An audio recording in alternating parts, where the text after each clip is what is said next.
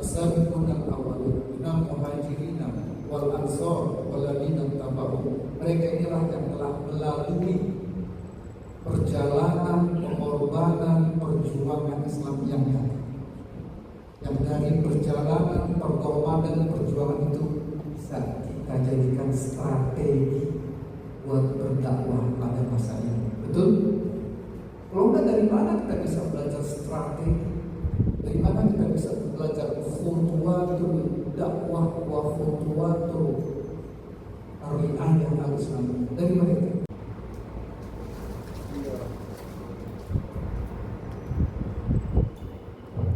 Bismillahirrahmanirrahim. Assalamualaikum warahmatullahi wabarakatuh. Alhamdulillahi wa kafa. Wassalatu wassalamu ala nabiyil mustafa wa ala alihi wa sahbihi wa wafa. Wa qala jalla wa ala a'udzu billahi minasyaitonir rajim. Ya ayyuhalladzina amanu taqullaha wa kunu ma'as shadiqin. Wa qala Rasulullah sallallahu alaihi wasallam ittaqillaha haitsu ma kunta wa atbi' sayyi'atal hasanata tamhuha wa khaliqin nas khuluqin hasan. Wa ba'd. Jemaah, teman-teman, serta kajian petang, semoga Allah Ta'ala memberikan rahmat, hidayah dan kemuliaan untuk kita bersama. Amin. Puji bagi Allah Ta'ala, Rabbil Izzati wal Jalali wal Ikram, atas seluruh rahmat, nikmat, karunia yang diberikan. Selawat dan salam buat Nabi kita Nabi Muhammad sallallahu alaihi wasallam, keluarga, sahabat dan seluruh yang sertanya berjalan di atas manhaj dakwah dan ajarannya hingga hari kiamat. Ini doa semoga kita diberikan Allah Ta'ala sebagai orang-orang yang mendatangi majelis-majelisnya di rumah-rumah Allah, membacakan ayat-ayatnya, mempelajari nilai-nilainya yang Allah Ta'ala janjikan, sebagaimana dijanjikan akan diberikan rahmat, akan diikuti dengan kasih sayang, akan diturunkan keberkahan, dan akan disebut nama-namanya di sisi Allah Subhanahu wa Ta'ala. Amin. Kita berharap kajian-kajian tulabul ilmi sebagaimana tadi disampaikan oleh MC kita bisa meningkatkan silaturahim. Silaturahim itu buat wujudnya yang dikatakan dalam sebuah hadis. Pertama, memperpanjang umur. Yang kedua, menambah rezeki. Kalau dari segi umur kayaknya masih panjang-panjang. Dari mana berarti? Mudah-mudahan dengan silaturahim Allah memperpanjang umur. Yang kedua, dijanjikan bahwa silaturahim itu bisa memberikan rezeki yang bertambah, insya Allah. Amin ya rabbal alamin. Mohon maaf, rezeki itu tidak hanya yang kelihatan dalam bentuk angka nolnya banyak. Rezeki itu bisa berupa kesehatan yang panjang, bisa terhindar dari musibah, bisa dikabulkannya doa, bisa diberikannya beribadah. Itu juga rezeki. Dalam doa Quran kan demikian ya, warzuqna tilawatahu ana al-laili wa atrafan nahar. Berikan kami rezeki bisa baca Quran siang dan malam, itu juga rezeki. Yang Allah muliakan, mempelajari surah Nabawiyah kakek ini juga tiga. Pertama menambah iman dan memperkuat akal. Karena dengan mempelajari surah Nabawiyah terbukti bahwa Nabi kita adalah Nabi yang benar. Sahabat-sahabat adalah orang-orang yang dibenarkan. Dan dibacakan oleh qari kita surah At-Taubah ayat 110.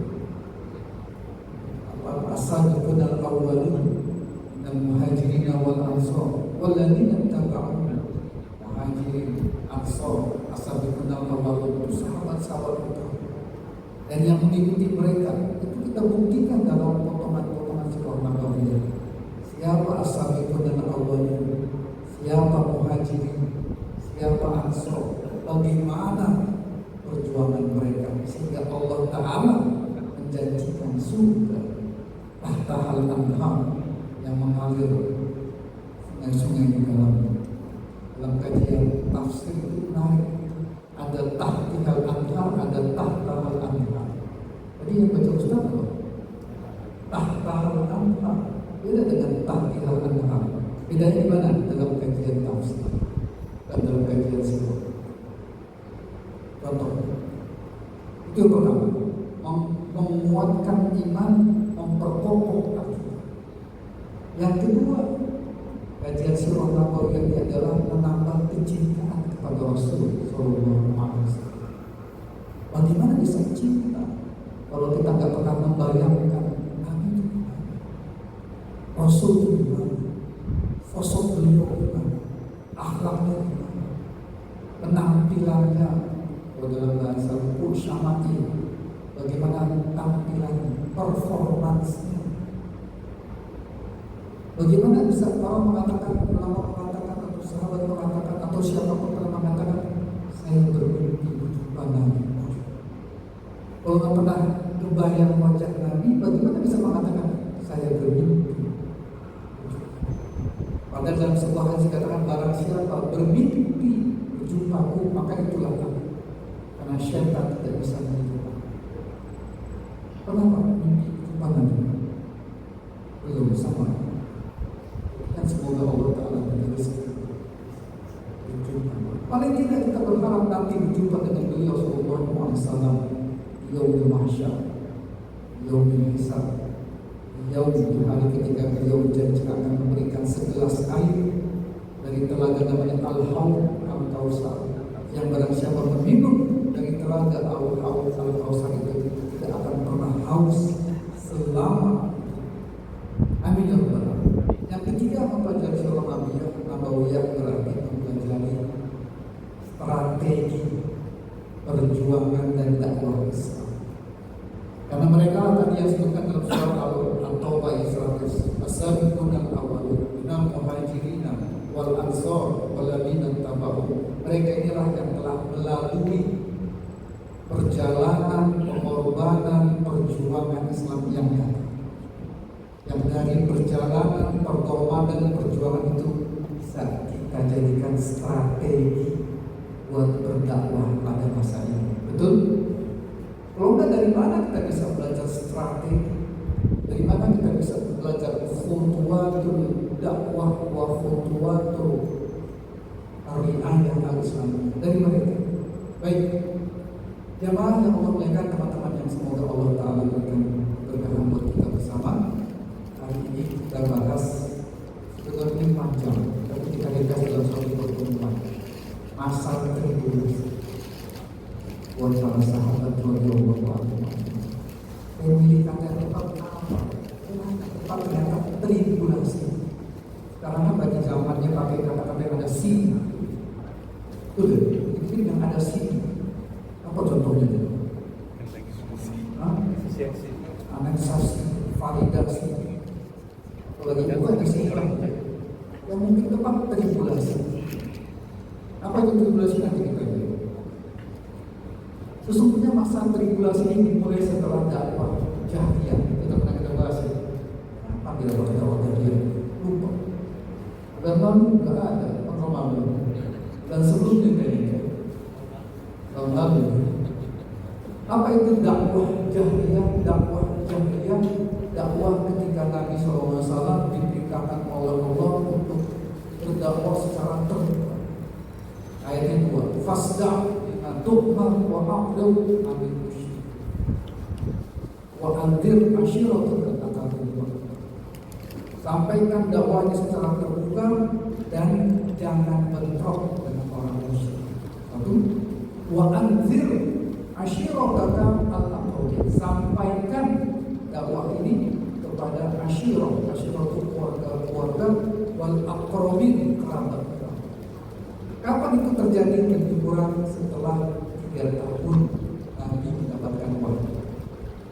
Jadi dakwah Jahriyah itu lebih kurang tahun ke-7. Sampai kapan dakwah Jahriyah? Sejak tahun ke-3 sampai mau hijrah. Mau hijrah itu lebih kurang tahun ke-13. Berarti berapa tahun? Bapak Ibu sekalian. Dari tahun ke-3 sampai tahun ke-13 berapa tahun?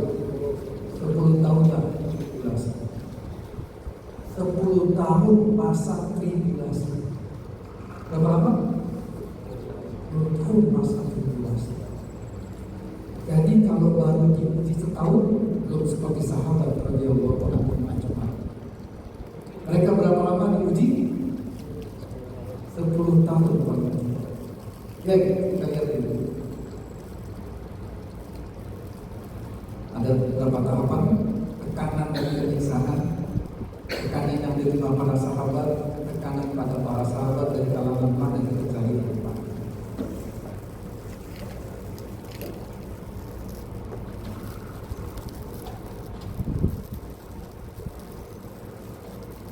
Ini saya ambil surah Al-Anqabut yang menggambarkan itulah tribulasi.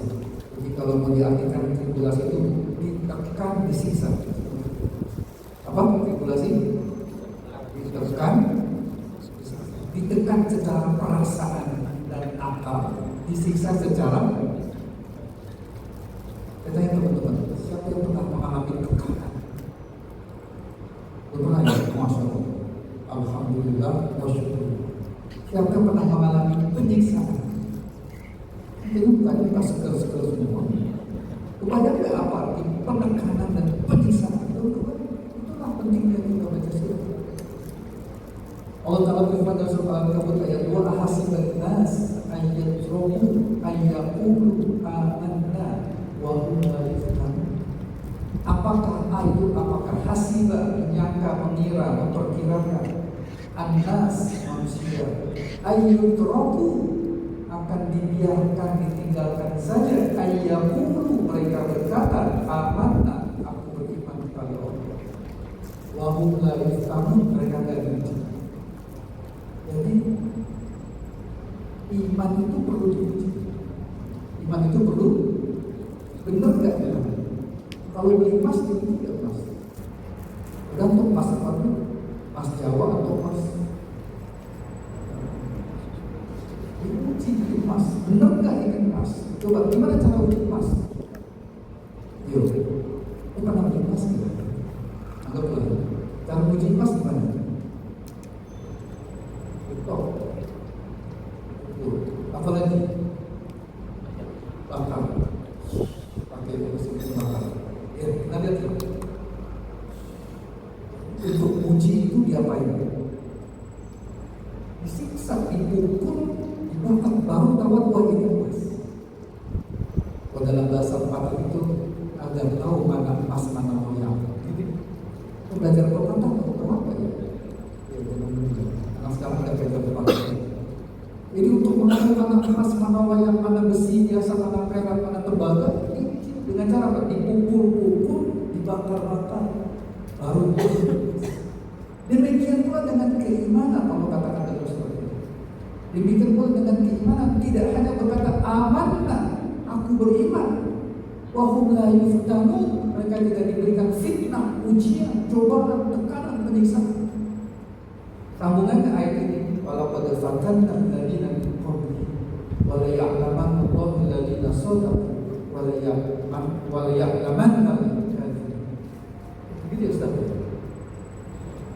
Al-Qur'an ayat itu. Sampai nanti Allah Ta'ala mengetahui, ada Allah Maha mengetahui, bukan saja mana yang imannya benar, mana yang imannya apa? Palsu. Maka beruntunglah umat Nabi masa kini.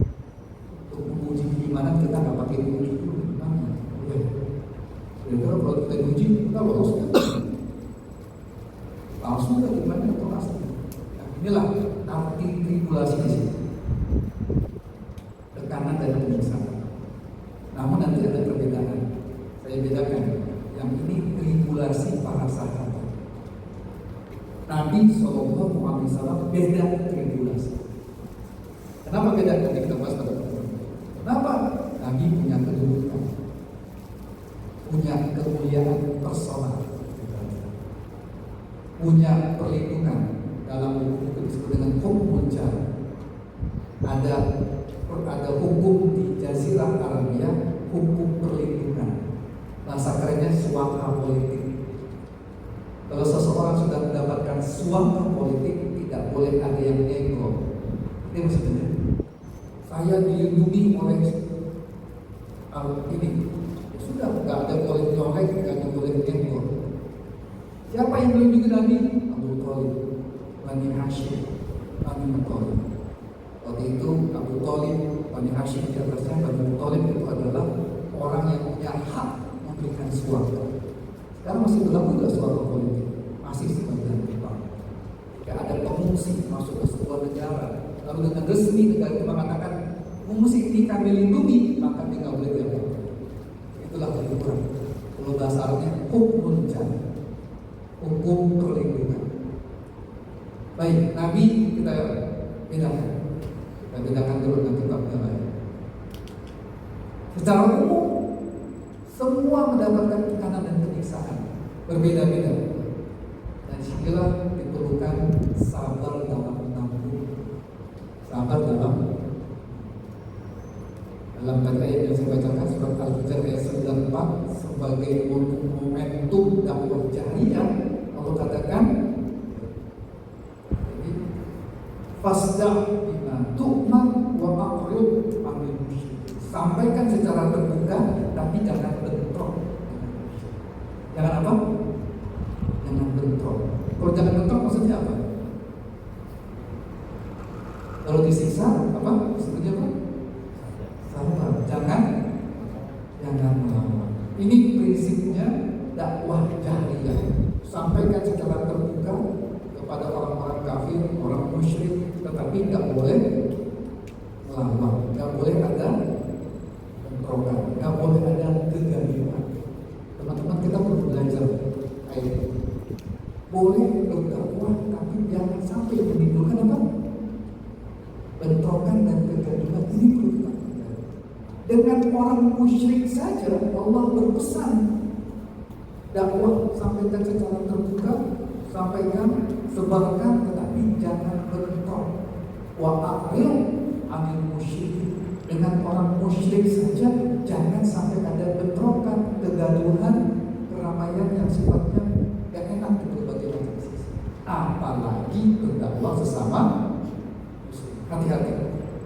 Baik, saya teruskan. Ini agak lama ini.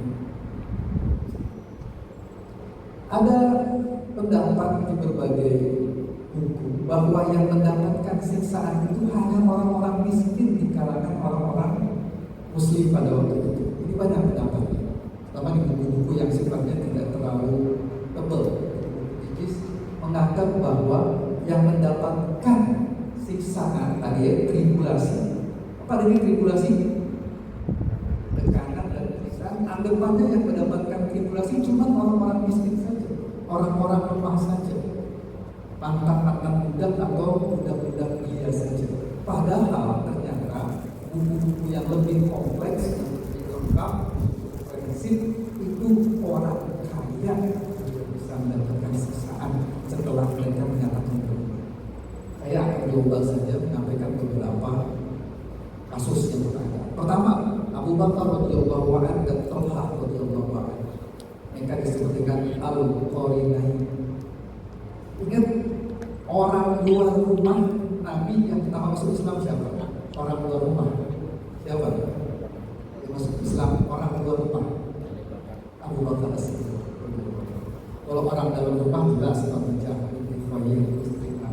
Siapa lagi? Anak-anak Nabi. Siapa Nabi? Mulai Ummu Kulsum, dan Ruqayyah, dan Fatimah, dan juga betul Yusuf, Ruqayyah, Fatimah,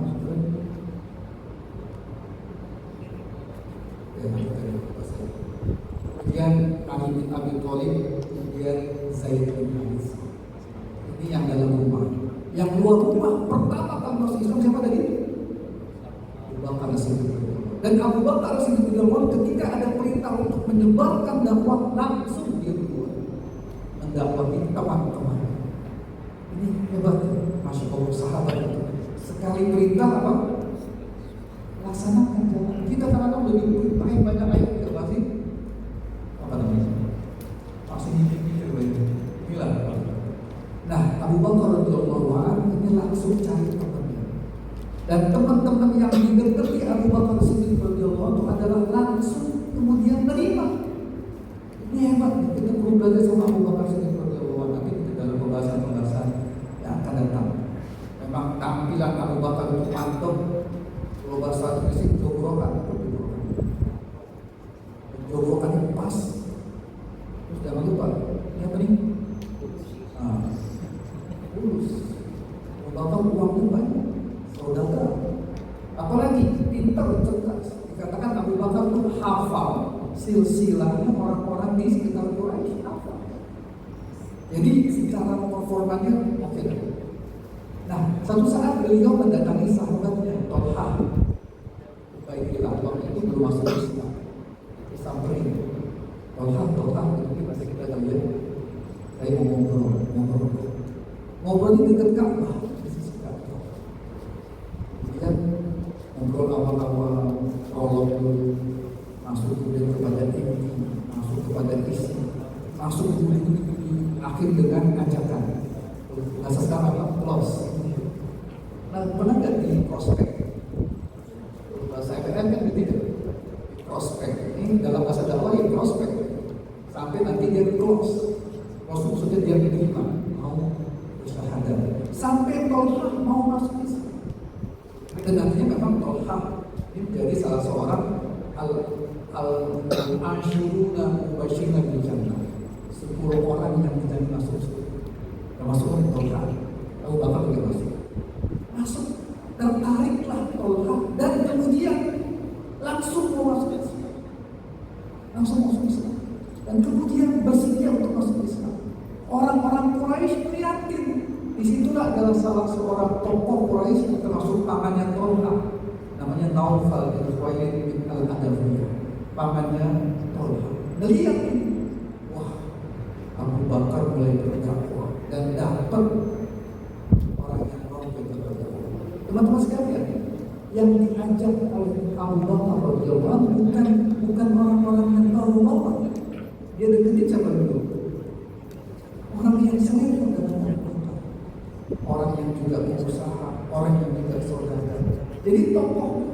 Nah, melihat mereka berdua ini sudah pertama yang satu sudah ketahuan masuk Islam, yang kedua juga ditarik dan juga mau masuk Islam, marahlah Taufal bin Khuwailid ini langsung ditarik mereka berdua, diikat mereka. Habis diikat tadi bilang namanya tribulasi, dekat dari sisi. Sampai mereka kemudian terjadi. Jadi Abu Bakar, sekelas Abu Bakar sekelas Tolha juga bisa. Ini bukti bahwa penyiksaan tidak hanya orang-orang lemah, tapi orang-orang kuat, orang-orang tokoh-tokoh juga bisa. Itu yang pertama. Yang kedua, sama masih Abu Bakar Siddiq radhiyallahu anhu. Tadi istilah Al-Qarinain. Kalau kita belajar tentang sorok, Al-Qarinain itu adalah musamman, 2.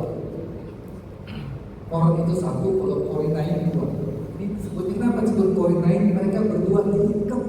Disebutnya Al-Qarinain, 2 orang yang diikat. 2 orang yang diikat untuk beliau tadi. Yang kedua, kasus kedua adalah kasus Abu Bakar Siddiq radhiyallahu anhu. Jadi Abu Bakar itu subhanallah memang masya Allah, setelah menerima Islam dia nggak diam, dia langsung dibakar. Dia langsung dibakar di sebuah tempat dekat pasar. Abu Bakar berteriak-teriak, La ilaha illallah, La ilaha illallah. Tuhan hanya satu, tidak ada Tuhan yang lain.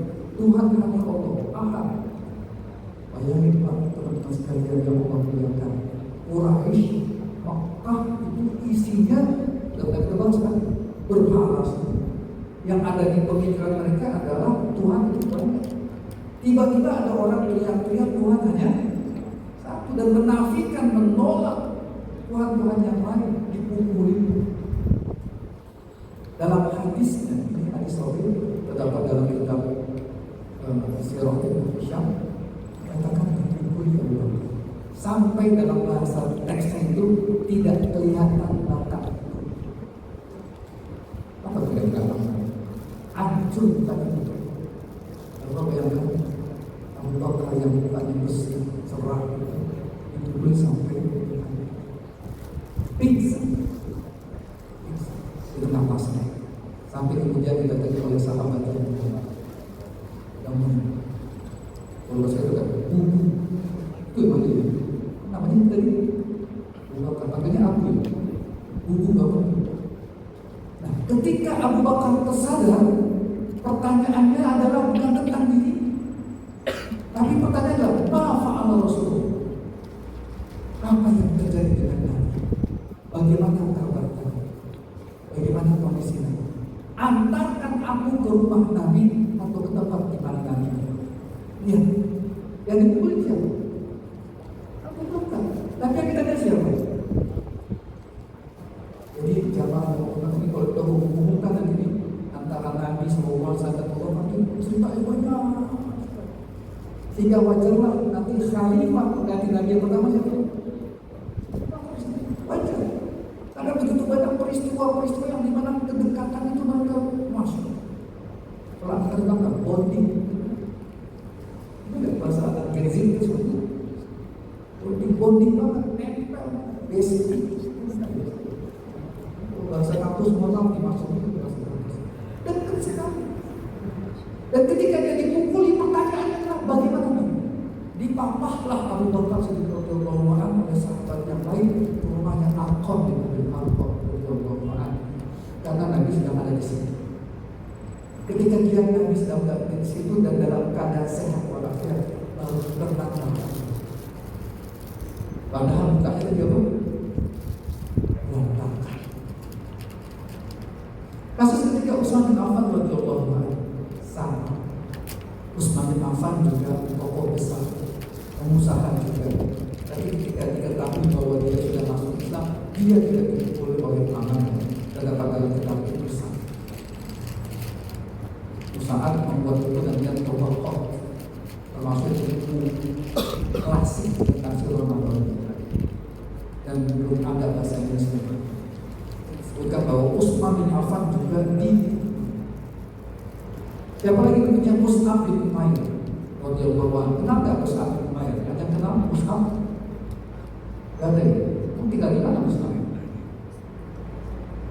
Di mana? Mus'ab ini radhiyallahu anhu, Mus'ab bin Umair, orang yang ganteng, masih muda. Gak ada kira-kira sembilan kali masih muda. Gak ada ya? Ya ini udah siapa aja lagi ganteng masih muda. Perlente, kenapa? Dia orang kaya. Perlente itu apa ya? Stylish, itu bensin itu stylish. Kalau beliau berjalan, dalam baca itu dikatakan jika beliau berjalan, itu wanginya ketinggalan. Wanginya ketinggalan. Wah, itu sambil mulai lewat, masya Allah. Tetapi ketika dia masuk Islam, ibunya marah. Yang marah siapa? Marah sekali. Hadis berkata, dikunci Mus'ab bin Umair, nggak boleh keluar rumah. Dia juga apa namanya? Tidak dikasih makan dan seterusnya, tidak dikasih lagi pegangan. Mulailah Mus'ab bin Umair berubah style yang tadi stylish ini berubah menjadi pas-pasan, sederhana dan seterusnya. Mus'ab bin Umair karena siksaan tanda petik tekanan dari itu, karena ibunya tidak rela dia masuk Islam. Tapi Mus'ab bin mengatakan, aku apapun yang dilakukan ibuku, aku rela. Yang penting aku tetap Islam. Dia nggak marah sama ibu. Disitulah pentingnya nanti birrul walidain. Siksa ibunya, ditekan ibunya secara fisik, secara psikis, tapi tetap dia meridhoi ibunya dan dia bersabar atas siksaan tersebut. Dan ketahuilah teman-teman sekalian yang Allah muliakan, siapa orang yang pertama kali dikirim ke Madinah untuk mengajarkan alif ba ta sa, mengajarkan agama Madinah sebelum hijrah siapa? Dalam buku dikatakan Qurra al-Madinah, orang yang memahami Quran yang dikirim ke Madinah. Waktu itu Madinah pertama kali 6 orang yang Nabi dakwah. tahun ke-10 Hijriah 6 orang. Ketika itu orang-orang Madinah sedang berhaji di Mina dan menginap di Mina. Nabi datangi ke tenda-tenda dan telah dikumpulkan 6 orang Madinah. Nabi dakwahi, terbuklah 6 orang Madinah mau terima Islam. Dan dia balik ke Madinah, 6 orang itu tahun ke-10 Hijriah, di akhir tahun 10 Hijriah. Tahun depannya datang lagi yang 6 orang itu jadi berapa? Itu bagi jadi berapa? Itu Pak aja gak apa-apa, salah juga apa-apa. Dari 6 datang lagi balik berapa? 12. Masya Allah, betul ya? Boleh baca dalam bulan? 12. Ada hadiah? 12. Ini lihat, sahabat itu begitu. Dari 6 mereka kerja datang lagi berapa? 12. Itu tahun ke-11 Hijriah menjelang tahun 12 Hijriah. Itulah terjadi peristiwa namanya Bai'atul Aqabah. 12 orang. 12 ini balik lagi ke Madinah didampingi satu siapa ini sahabatnya? Mus'ab. 12 balik ke Madinah dititipin satu orang. Bahasa kita namanya leader lah gitu. Mentor. Robi. Jadi 12 tambah 1 berangkat ke Madinah. Jadi berarti ini 12 sama 1 berapa? 13. Tahun berikutnya menjelang 13 Hijriah atau akhir 12 Hijriah balik lagi dari 12 balik lagi ke Madinah ke Mekah ketika haji berapa? Nah, berapa nih? 6. Tahun depan jadi 12. Tahun berikutnya jadi berapa? Ayo, hah? Berapa? 16. Kan 12 jadi berapa? 24. Ada lagi yang lain? Hah? 48. Ada lagi yang lain? 100. Tadi benar makanya. Dalam buku dikatakan 72 atau 75.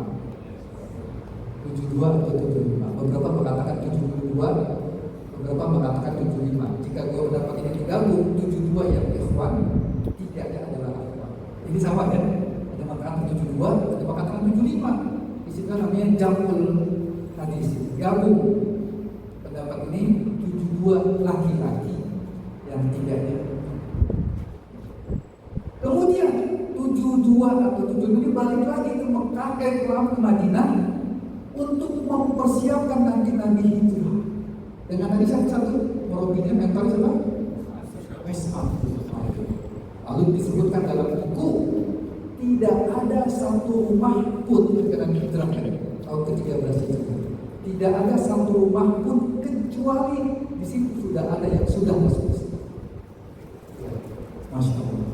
Jadi Nabi hijrah ke Madinah itu salah satu yang mempersiapkan Madinah siapa? Mus'ab. Orang yang disiksa oleh Indonesia dan dalam perang Uhud Mus'ab bin Umair wafat syahid. Ketika selesai perang Uhud, Nabi mencari-cari sesosok mayat yang syahid. Ditemuilah siapa? Mus'ab bin Umair. Maka ditutuplah Mus'ab bin Umair dengan baju yang ada. Dan disitulah yang disebutkan kalau ditutup kepalanya, nampakkan kakinya. Jika ditutup kakinya, kepalanya. Nah, ditutup sampai kepala, yang bawahnya ditutup dengan celana. Nabi akhirnya menyebutkan dalam sebuah kata Mus'ab bin Umair, kemudian Mus'ab al-Khair, Mus'ab yang baik, pemuda ganteng terlentes kailas masuk Islam, kemudian menjadi pemuda yang sangat sederhana, tetapi jasanya Masya Allah mempersiapkan Madinah untuk menerima kita. Baik, itu Mus'ab bin Umair. Siapa lagi? Zubair bin Awwam juga disiksa oleh pamannya sendiri. Dan masih banyak lagi nama-nama lain di mana sahabat-sahabat tersebut radhiyallahu anhum ajmain mendapatkan tribulasi, tekanan fisik maupun juga psikis, moral dan juga mati. Padahal nama-nama di atas adalah sahabat-sahabat dari kalangan terhormat. Terhormat saja begitu, apalagi yang sahabat-sahabat yang dari golongan yang lebih lemah.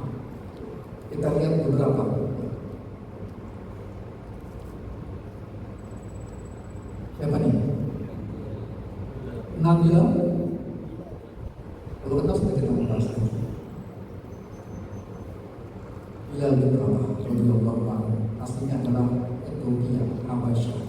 Disiksa sedemikian rupa, lehernya diletakkan di pasir yang panas, diletakkan batu besar di dada. Teman-teman sekalian, pernah makan mie ya? Kerupuk mie atau kerupuk yang digoreng pakai pasir? Apa sebetulnya itu miskin sebetulnya. Betul ya? Yang kerupuk yang dikenai pasir, yang dia begitulah gambaran panas pasir jazirah. Panasnya pasir jazirah.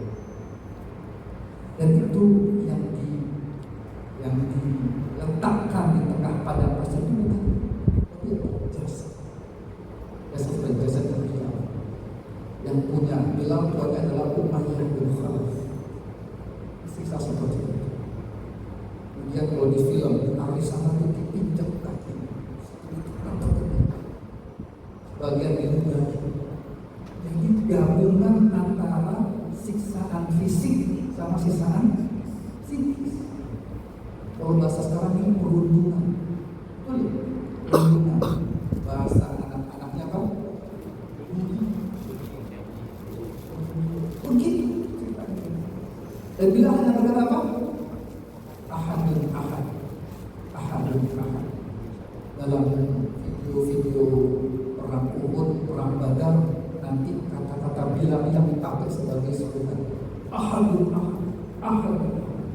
Ya, dipakai kata-kata Bilal sebagai slogan.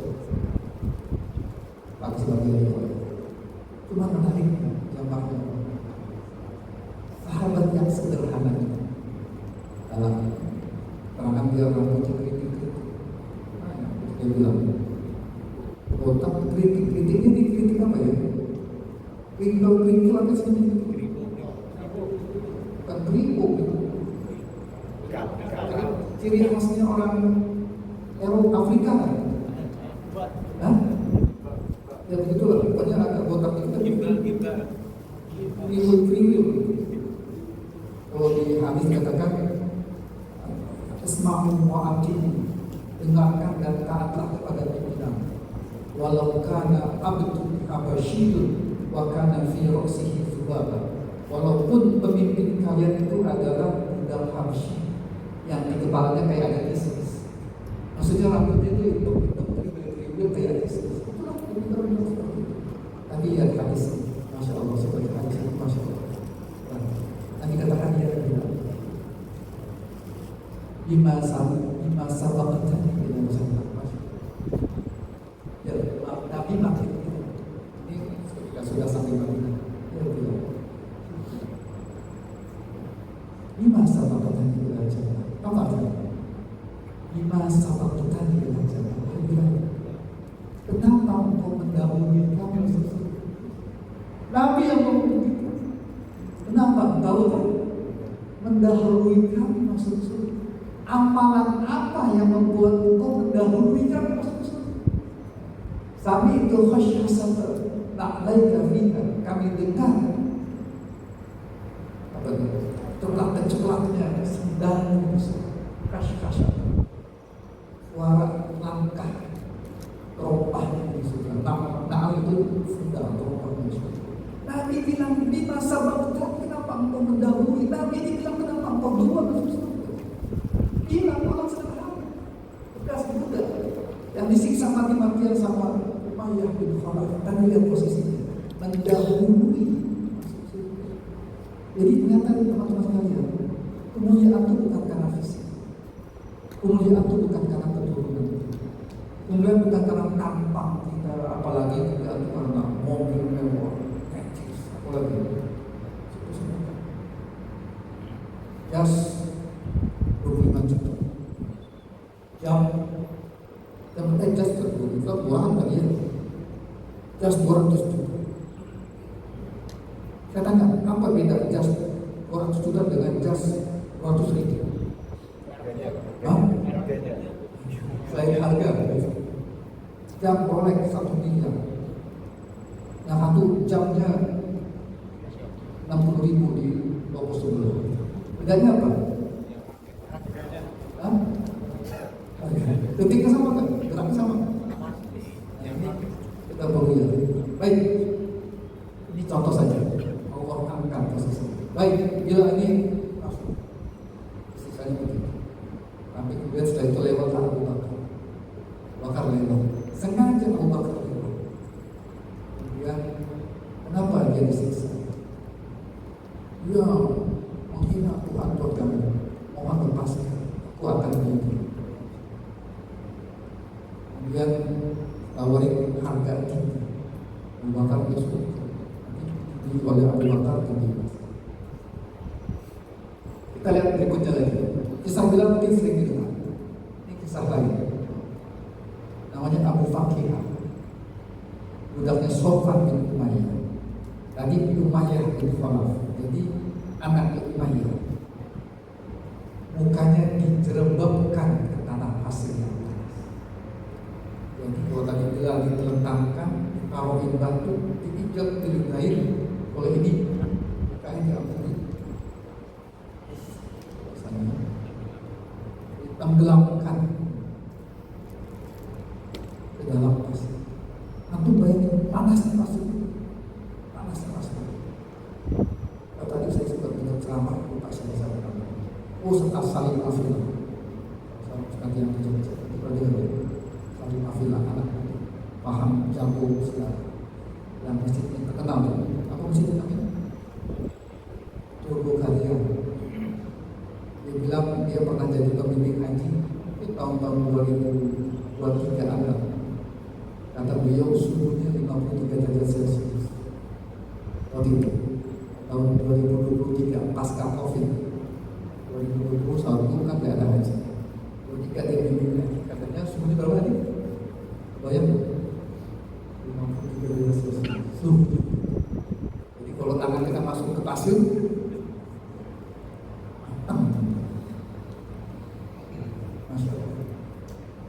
dijerembabkan wajahnya ke tanah pasir yang panas, diletakkan di punggungnya batu besar, ini tempur jatuh sini batu, ada serangga lewat. Ini penyiksaan psikis. Tadi fisik, dijerembabkan, ditenggelamkan, ditiban itu fisik. Kemudian ditambah lagi dengan penyiksaan mental. Apa saya bilang kena mentalnya disiksa. Ini Tuhan. Saya tanya teman-teman, kalau kita ada cobaan fisik, cobaan mental, mana lebih berat? Yang pernah alami ini? Kira-kira. Cobaan mental, ujian mental, tekanan mental itu lebih berat dibanding tekanan fisik. Tekanan fisik serangan selesai mungkin begitu. Tapi tekanan mental itu menggores luka di dalam dada. Hilangnya ini susah. Itulah Tuhan. Disebutkan bahwa beliau disiksa sampai tidak sadar lagi apa yang beliau. Umayyah bin Khalaf, bapaknya Sofwan bin Umayyah yang baru menjual Bilal, juga menyuruh Sofwan tambah lagi siksaannya agar Abu Fakihah nanti juga dibeli oleh Abu Bakar. Diseret di padang pasir yang panas dengan tangan dan kaki terikat, dicekik. Ada yang mengatakan diseretnya pakai besi, rantai besi, lalu ditinggal begitu saja. Kita sudah sampai kembali lagi Abu Bakar.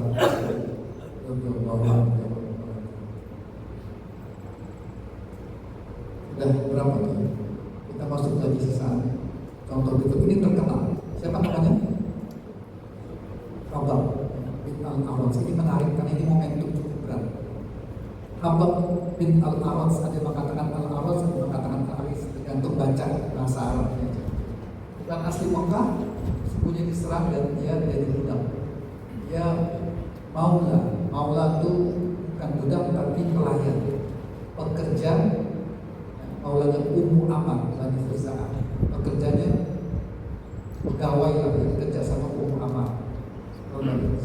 Apa kerjanya? Tukang besi. Masih gitu ya? Apa pelajaran SD dulu? Apa tukang besi maksudnya?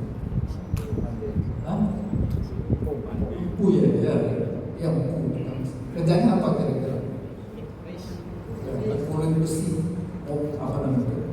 sambil pukul sambil gimana itu besi? Di tempat besi. Untuk bisa di tempat besi dia apa dulu? Panasnya, gitu ya. Besi dipukul dan nanti besinya untuk apa? Sebagian besi-besi yang ditempa oleh Habab adalah untuk senjata, tombak, golok, parang dan sebagainya. Nah, karena dia tukang besi, pandai besi, siksaannya dihubungkan dengan pekerjaan. Kalau selama ini yang dipukul-pukul adalah besi, dia disiksa, dia yang. Kalau selama ini yang dipanggang, yang dibakar, yang dipanasi adalah besi, maka sisaan Habab ini adalah, Masya Allah, dia yang dipanggang, dia yang dipanaskan, dia yang dibakar. Dalam sebuah buku berbahasa Indonesia, Mu'asarah Munawwar Khalil, dikatakan dia dipanggang di atas bara besi, bara, sampai bara itu mati karena tetesan air daging. Kan teman-teman mungkin ngalamin kalau goreng, kalau bakar sate kan kadang-kadang ada tetesan, kemungkinan tetes. Itu bara itu mati karena tetesan. Dan subhanallah, inilah satu pelajaran yang mau kita ambil. Ini terkenal hadisnya di sini. Yang satu-satunya sahabat yang mengadukan ke Nabi yang Habab, yang mengadukan. Jangan salah. Apakah dia mengadu ke Nabi? Dia cuma mengadukan saja masalah kisah ada dan dia nggak kerja, jangan salah. Habab ini dalam kisah lain dia adalah, bisa kita katakan mentornya adiknya Umar. Umar punya adik perempuan, namanya siapa? Kalau Umar bin Khattab. Adiknya namanya siapa? Ya benar, bin Khattab juga kan adik. Fatimah bin Khattab. Fatimah punya suami namanya Zaid. Ingat gak kisah masuk Islamnya Umar? Umar pengen bunuh Nabi. Ada orang lewat, kamu jangan bunuh Nabi itu, adiknya sudah masuk Islam. Jadi pengen cari Nabi, nyari adiknya, ke rumah adiknya. Sampai masuk rumah adiknya, belum masuk, dengar adiknya lagi baca Quran. Dikabarkan surat Toha, ma anzalna alaika litashqa, dan seterusnya. Ternyata adiknya Umar, Habab bin Khattab, sedang mengaji dengan Zaid, suaminya, dan ada mentornya. Siapa mentornya? Nyambung ya? Mentornya keluarganya Fatimah dan Zaid. Mentornya siapa? Habab bin Khattab. Artinya Habab mengeluh ke Nabi, bukan dia nggak kerja, dia juga berdampak, jadi mentor, jadi murabbi. Sampai akhirnya kan dari kisah itu Umar akhirnya mau masuk Islam. Baik, kita kembali ke kisahnya Habab. Dan Habab mengeluh ke Nabi bukan sekedar karena keluhan biasa, tapi dia sudah berat siksaannya. Yang lain kan dipukul, disiksa dan seterusnya, tapi kan gak ada bara, gak ada api yang menyentuh tubuh. Kalau Habab apa? Ada api yang bertubuh. Jadi bicara siksaan, berat siksaan. Sehingga dia datang pada Nabi. Karena rajul, seseorang datang, fiman qabla Umar, atas ilmu dia. An Habab bin Al-Arad sekolah syakawna ila Rasul sallallahu alaihi wasallam. Habab berkata syakawna. Sebenarnya ada terjemahan di belakang Habab. Kita lihat bahasa dulu.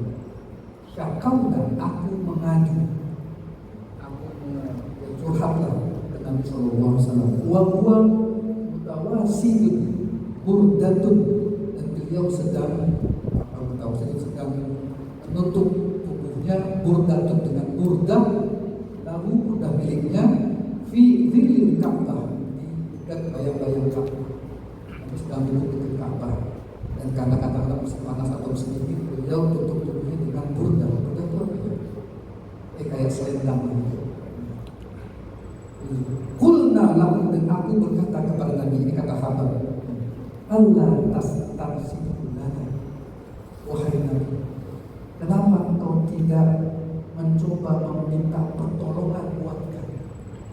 Ya, apa katanya, kata Habab, kenapa engkau tidak meminta pertolongan?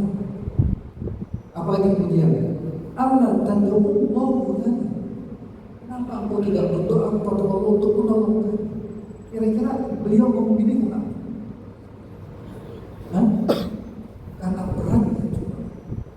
Sehingga dia minta Nabi, ya Nabi, minta tolonglah sama Allah untuk menolongkan. Berdoalah sama Allah untuk menolongkan. Saya gak tahan, itu mungkin bahasa kita. Berat cobaan saya, berat ujian saya, berat tribulasi saya. Ya, Nabi gak ngomongin langsung masalah pertolongan, tapi Nabi cerita. Nah, ini teman-teman sekalian, ini pentingnya cerita. Maka sirah Nabi itu penting. Cerita untuk apa? Untuk mengambil apa? Hikmah dan ilmu. Teman-teman juga kan kalau punya anak, ya punya anak belum? Yang punya anak, angkat tangan. Oh, anak Masya Allah. Cerita sama anak. Salah satu gaya bahasa orang tua dengan anak ada dengan cara apa? Lihat kan Nabi Ibrahim itu bagus. Ya benar. Baik, Nabi cerita karena dulu zaman Nabi sebelum saya ada seseorang fiman qablakum sebelum kalian yufawalahu fil ard, dibenamkan di dalam bumi. Misalnya apa? Dibenamkan di dalam. Kalau sahabat ditengkurupin, dijerembabkan, ditelantarkan di padang pasir, dulu sahabat yang lalu, orang-orang terdahulu, nabi-nabi terdahulu dibenamkan, ditenggelamkan, dimasukkan ke dalam bumi, ditimbun dalam bumi. Fayaj'alu fihi, masukkan ke dalamnya. Fayuja'u bil bishar, kemudian didatangkan kepada mereka gergaji. Apa? Gergaji. Gergaji tahu? Saya khawatir orang-orang Gen Z atau gergaji. Pernah pegang gergaji Pak? Ya saya untuk apa gergaji? Fayudahu ala ra'sihi, maka diletakkanlah gergaji itu di atas kepala. Fayusyakku bisnain, terbelah. Nabi gak menanggapi permintaan sahabat untuk masalah apa tadi? Kenapa Allah gak tolong? Kenapa Allah gak bela? Kenapa gak doa? Kenapa gak cegah kenisaan? Nabi hanya cerita dulu. Orang-orang yang berdakwah dulu masuk ke dalam apa namanya? Ditimbun, diambil gergaji itu. Apalagi kemudian wa may yasuddu dzalika an lihat ini tekanannya. Wa may yasuddu dzalika an, dan mereka tidak mengeluh atas ujian. Jadi Nabi tanggapi ini cerita orang tidak mengeluh. Apalagi begini, wa yamshatu bil ibsyar, dan mereka disisir. Sisir tahu ya? Sisir. Biasanya disisir apa? Rambut. Dengan apa? Ini ya, wayang syutu bi'imsyadil hati, dan mereka disisir. Maduna lahmihi, sehingga terpisahlah laham daging min izam. Apa itu izam? Tulang. Au asabah, terpisahlah daging dari tulang dan otak. Apa berikutnya? Wa ma yasuddu dzalika anti, dan mereka tidak mengeluh tentang ujian agama. Wallahi, Nabi berjanji dan memberikan sebuah optimasi pesimisme yang tinggi. Wallahi, la yumannu hadzal amr, kalian tidak selamanya begini. Hatta yasirur raqibu min Son'a ila Hadramaut, sampai nanti orang akan jalan dari Son'a ke Hadramaut, Yaman. Son'a di Yaman, teman-teman. La yakhafu illa Allah, yang dia tidak ada takut lagi kecuali Allah. Wa zabi ala ghanabi, begitu tidak takut lagi serangga, apa namanya, kambing terhadap serigala. Walakin tastajilun, tetapi kalian jangan pengen, Nabi menggambarkan orang dulu berat lagi cobaan. Tapi Nabi yakin setelah menggambarkan orang dulu cobaan yang berat, pendam di dalam bumi, belah dua dengan berkait, ditarik dengan sisi besi, dan mereka tidak mengeluh atas cobaan agamanya. Setelah itu diloncat ke depan.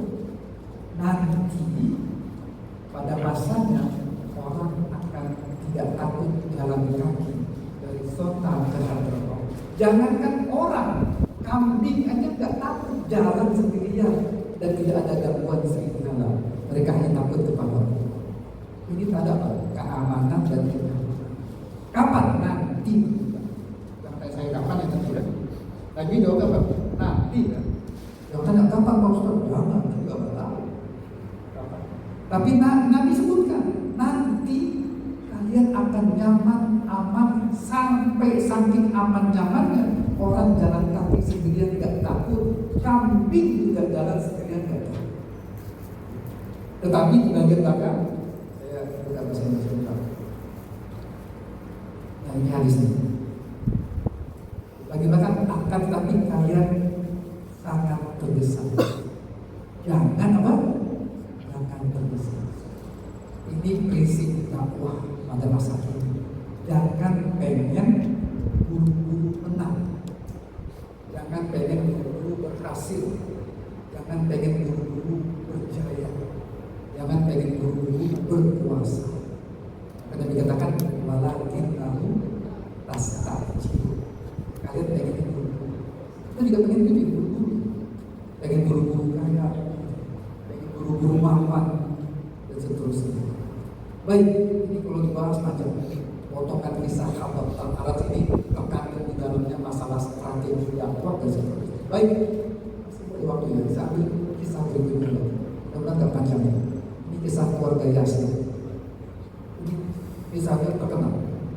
Yasir bapaknya, Sumayyah istrinya, anaknya Amr. Jadi Amr bin Yasir. Istri Yasir namanya.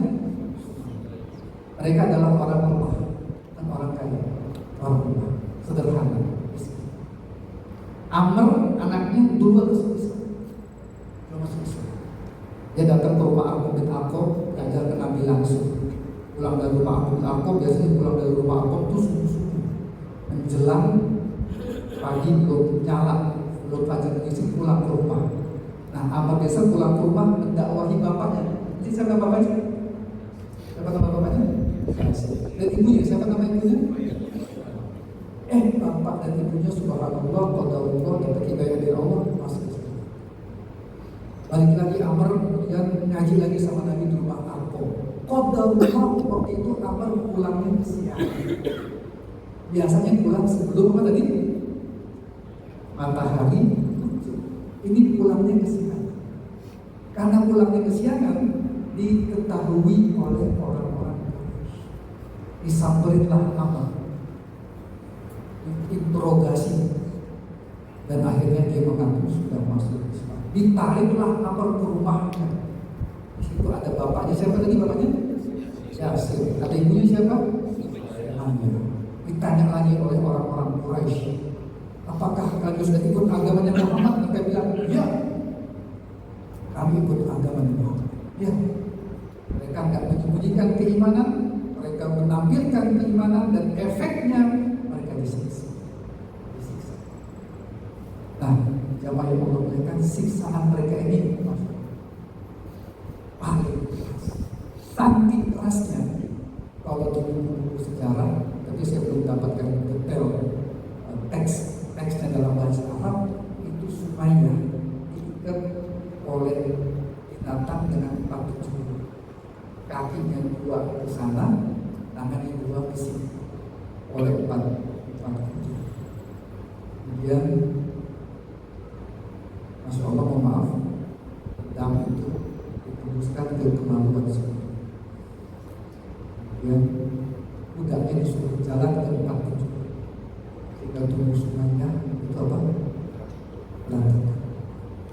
Dan dikatakan dalam semua buku sejarah Sirah Nabawiyah, Sumayyah adalah syuhada pertama di kota Mekah. Yang lain disiksa tapi tidak sampai wafat. Sumayyah disiksa sampai. Jadi bicara tribulasi, Sumayyah pertama perempuan sekaligus juga syuhada pertama dan wafat. Bagaimana dengan Yasir bapaknya? Cuma berbeda. Yasir caranya adalah diikat di sebuah tiang, kemudian dipaksa untuk menyebutkan berhala. Dan Yasir tidak mau berharap.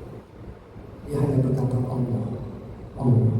Akhirnya ditariklah tali di lehernya. Sampai Yasir dapat wafat. Keluarga itu tinggal siapa lagi? Amal. Saya tanya kepada antum semua. Jika melihat bapak ibu disiksa di depan mata kita, apa rasanya? Apa yang ada di dalam hati kita? Masya Allah. Rasanya yang berat, itulah yang menjadi pelajaran apa? Saya dikatakan mungkin gundah gulana lagi, resah, gelisah, galau, entoknya apa? Ya stres, kita katakan mendekati depresi. Percobaan psikis yang paling berat. Melihat siapa? Bapak ibu yang disiksa sampai. Kemudian Amr dipaksa juga menyebutkan berhala. Dipaksa apa? Menyebut berhala. Kira-kira mau nggak Amr? Nah, karena goncangan kejiwaan itu, Amr bin Yasir mengucapkan nama berhala, sehingga dia tidak disiksa sampai apa? Sampai. Tetapi siksaan psikis itu berat, itu yang memberatkan Amr. Tergoncang jiwa, tergoncang hati, tergoncang rasa. Itulah yang membuat akhirnya dia mengatakan nama berhala. Lewatlah Nabi SAW setelah menyiksa. Nabi nggak bisa mencegah. Kenapa nggak bisa mencegah? Tadi pertama apa? Ayatnya apa? Wa amrid anil, ingat kan? Anil musyrikin. Jangan apa? Jangan bentrok, jangan lawan, jangan bukan kegaduhan. Nggak boleh melawan. Nabi yang diam. Dan ketika Nabi diam lewat, itulah Amr menangis. Kenapa menangis dua? Menangis melihat beratnya penyiksaan orang tuanya. Kedua, menangis karena dia sempat menyebut nama berhala, yang itulah menyebabkan dia tidak disiksa sampai mati. Dia nggak mikirin beratnya fisiknya, enggak. Dan untuk menghiburnya Nabi menunjukkan sebuah hadis dalam surah Al-Isra. Qala Rasulullah SAW, apakah Nabi? Sabran ala Yasir, sabarlah wahai Yasir. Nabi nggak nyebut apa saja, Nabi nyebut apa? Wahai Yasir. Kenapa? Ada bapaknya, ada Sabran ala Yasir, sabarlah. Ya, cuma disuruh sabar, nggak ada cara lain, nggak ada cara lain. Sama seperti kita kalau kita saat ini mungkin banyak cobaan, apa yang kita kerjakan selain apa? Sama, mau komentari, mau kirim apa sih? Mau kirim berita kemana-mana gitu, nggak ada manfaatnya. Yang ada apa? Sabar, terima sabar. Qadarullah masya Allah. Allah sudah menentukan takdirnya, sudah kita terima apa yang Allah kehendaki. Sabar, tapi Nabi katakan mau hidup apa? Mau hidup umur. Apa artinya? Apa artinya? Mau hidup kubur jannah artinya apa? Itu ada tempatmu disuruh sabar tapi dikasih kepastian janji. Tempatmu di surga. Ya, pakai kata-kata alaikum. Mau hidup semua tempatnya di surga. Bapakmu di surga, ibumu di surga, kamu juga ada. Kemudian turunlah ayat Allah, man kafara billahi min ba'di imanihi illa man ukriha wa qalbuhu mutmainnun bil iman. Allah mengampuni orang yang dipaksa untuk mengatakan kata kekafiran, tetapi dia benci sebenarnya dan di dalam hatinya ada keimanan.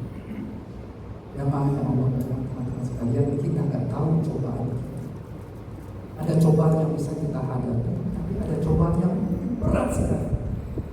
Silakan antum baca kisah-kisah siapapun yang pernah yang di benak yang sempat masuk itu. Banyak tak ulama masuk itu? Banyak tak? Belum? Masih benar? Banyak tak ulama masuk penjara? Berat gak cobaan? cek Imam Ahmad bin Hanbal masuk penjara. Siapa lagi? Ibnu Taimiyah masuk penjara. Turun ke sini siapa? Imam Al-Ghazali masuk penjara. Turun lagi ke sini siapa? Orang Indonesia. Pengarang buku Al-Azhar Buya Hamid masuk penjara. Emang penjara nggak pernah bisa cek semua, baca buku-buku tentang penjara. Disiram dengan air busuk sama air dingin, pusing dingin, disuruh diri nggak boleh jongkok, jadi 2 hari 3 hari semua merasa. Yang kadang-kadang mungkin situasinya sama seperti situasi amal biasa. Dan akhirnya terlepaslah kata-kata yang tidak ingin diucap. Dan Allah Ta'ala sudah memberikan keringanan. Surat An-Nahl 104. Kalau nggak tahan sama sisaan, apa boleh buat ada rukshoh. Tapi sebagian besar ulama tidak mengambil rukshoh ini, bertahan dalam. Baik, jam berapa azan kita?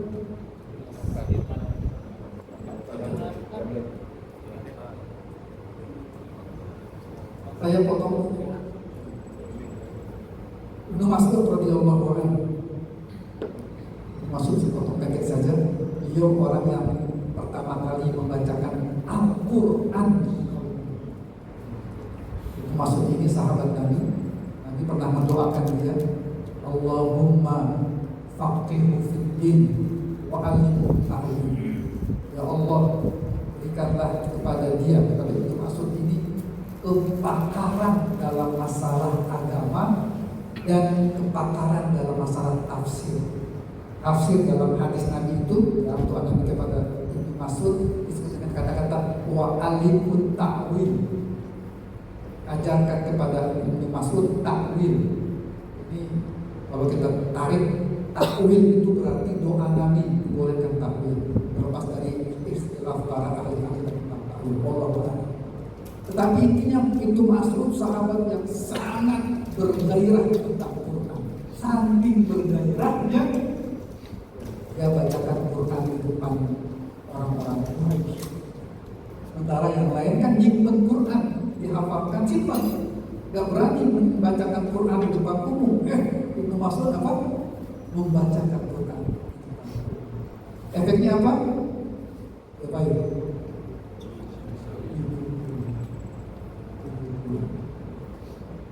Dia baca surat Ar-Rahman, berhenti, enggak, diulang lagi dan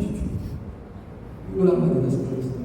Sampai nanti orang-orang akhirnya menyampaikan kepada Mas'ud, sudahlah, sementara jangan bacakan dulu Quran kepada Allah. Baik, jemaah yang mulia, kita masuk ke bagian akhir. Hikmahnya satu saja, bahwa iman perlu dicek. Dan pengecekan iman adalah dengan ujian. Siapa yang angkat tangan? Yang hidupnya gak punya ujian, angkat tangan. Ada gak punya ujian? Ada yang hidupnya aman-aman saja ada? Oh, ada di belakang tadi. Masing-masing orang punya ujian. Saya mungkin 2 pekan lalu akad begitu. Saya ikut sebuah kegiatan habis kajian, saya mau ke teman lama lah, sudah kenal lama. Dia pengusaha, banyak pengusaha. Saya jadi masih nanti itu satu berarti. Walau tapi ini intinya sabar. Kemudian ya tahan tangannya, jangan balas, sabar. Ada saatnya kita mesti diam, tahan tangan kita, kufu adiyaku, jangan balas, sabar, tetap sholat, tetap zakat. Dan inilah adalah hakikat perjuangan di zaman waktu itu. Waalaikumsalam. Mohon maaf jika saya tidak lihat waktu tadi. Semoga ada manfaatnya. Kita akhiri bila taufiq wal hidayah. Assalamualaikum warahmatullahi wabarakatuh.